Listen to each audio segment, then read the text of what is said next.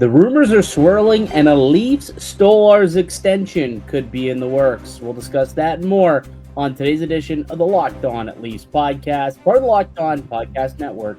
It's your team every day.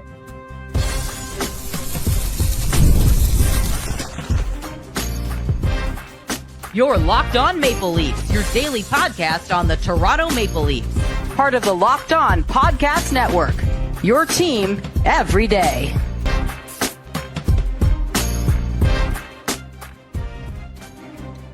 Hello and welcome into the Locked On Leafs podcast, the daily Maple Leaf-centric podcast hosted by myself, Mike DiStefano, and my co-host, Dave Morisuti. Today's episode is brought to you by FanDuel. Football season is here. Visit the FanDuel app today to start planning your futures bets now. What's happening, David, Cowboys fan Morisuti? How you feeling on this wonderful Friday? Well, I mean, they lost, so But I mean, at least I'm not looking at a fraud right now. Okay, so we got to address this. Well, okay, you explain, because I don't even know what the hell's going on. I show up on Overdrive today to go ahead and make my pick for the game, as we do. You know, the Overdrive picks are back. Team Hayes and Bro at it once again. And I get ambushed. Apparently, Luke Wilson caught up with you, apparently, and you're calling my boy Hayes to be a fraud.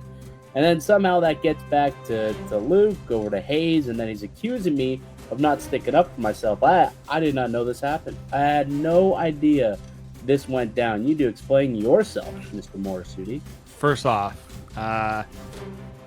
this happened. Okay, so what happened was about a month and a half ago. It's at an Argo game. Luke is doing CFL this year. You know, it's Friday nights. He was at the Friday night game. Said, hey, you know, how you doing? He's like, recognize, like, and he's like, yeah, I do a podcast with Mike, Al's brother. He's like, do you really now? He's like, do you mind if we do a quick video? That's okay. Probably. So did a video. He's like, yeah, we're gonna save this for the. I think he said he was gonna save it for the group chat. I did tell you that I did see him that day. I did send you a message that I met up with your boy Luke at the Argo game. You did. I was unfamiliar with you calling my partsy a fraud, though. I couldn't tell you what the video was about because that was supposed to be secret. Yeah. What I didn't know was my name being dropped on Overdrive. Yeah. That I did not expect. And I got like, as soon as it happened, I think I got like 5 messages within a 2-minute span saying, Luke Wilson just dropped your name on Overdrive. I'm like, he did what now? What happened? Yeah. And I get the clip sent to me because I actually got the clip sent to me 3 times. Yeah. And then I saw your follow-up on it. I'm like, yeah, I did not give you an opportunity to defend your boy. No, it's my partsy. We will no longer be slandering my partsy in the presence of Luke Wilson. That comes to a halt. Wrong pick in the opening game, but that's just no. Well, we're not going to talk about that, Dave. We're not going to talk about that. In fact, we got to put an end to the football talk. We got to get into some Leafs conversation here.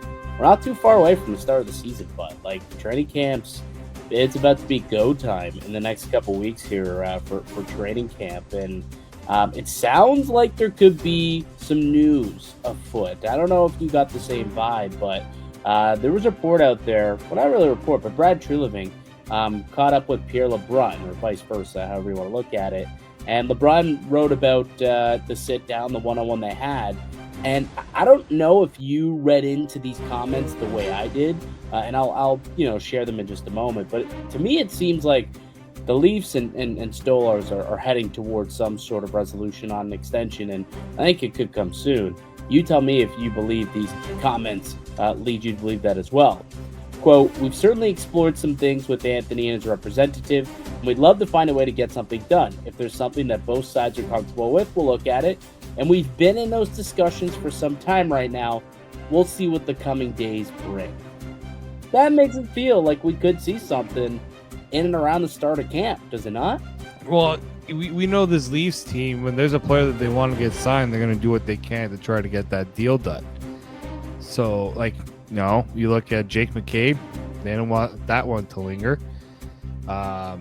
eventually, the Nylander extension got done. The Matthews, like they have found ways to, if they see a player that they want to lock up, they will do what they can. It was that last part there when he says, "We'll see what the coming days bring." Right. That's where initially I'm just like, they've been at it for some time. If there's something comfortable, that's where I was like, I don't know. And then you see that last part, and it's like, okay, like we might see them before camp opens, and I'm not surprised. Like, I am not surprised. So what does that look like then, you think, when it comes to Anthony Stolarz? Because it is interesting. He's not making a whole lot of money, this year. He signed the Leafs got him at a pretty good ticket on a 2-year deal when he signed a free agency, making just $2.5 million. He's clearly going to be due for a raise, but like, what does that look like? Because it could look different based on what their expectation is. Is the expectation that Stolarz is the guy moving forward and he's the 1A in this tandem? Or do they view him as the future 1B and still have that belief that Joseph Woll eventually becomes the main starter, the guy who starts, the bulk of the load and probably is your go-to guy come game one of the playoffs? Doesn't that have to factor into this conversation when you're talking about a multi-year extension with Stolarz? Well, I think that's part of it, right? It's not always just about the dollar amount too. It's about what the dollar amount shows, what it means for him, right? Is he the true number one, or is he the tandem? I'm still in the belief that it's a tandem. Oh, it's a tandem, but I still think that it's not even there's got to be a clear 1A. 1B. Like, that's, to me, is the difference. Yeah. There's a difference there's going to be a monetary difference in how they believe he can be in the future. He was the 1A for a good majority of the season. He ended up starting in the playoffs, obviously, but he didn't end up playing more games than Joseph Woll. Like, he ended up playing 34 games this year, right? That's less than half the games. That was very good, right? At 214 goals against, a 926 save percentage. When you look at how that stacks up against, some of the best goalies around the league, like, was third in goals against average this season behind only Kemper and Hellebuck, and he led the NHL in save percentage among qualified goaltenders with a 926 ahead of Hellebuck's 925. So very good numbers, extremely good numbers for Anthony Stolarz when he got to play, but it's a small sample size, and that's where I think it's going to be very interesting to see how things kind of come into place here, because there isn't that big body of work as him being a starter. Like, 34 games this year was the most he had played in a professional season since pre-COVID, and it's the most that he ever played at the NHL level. He had a career high 28 games with the Ducks a few years ago, but 34 games is a career high, and if he's going to be paid more than the 2.5 that he got, or more than the $3 million that Joseph Woll is making, which I think he's probably going to be asking for significantly more,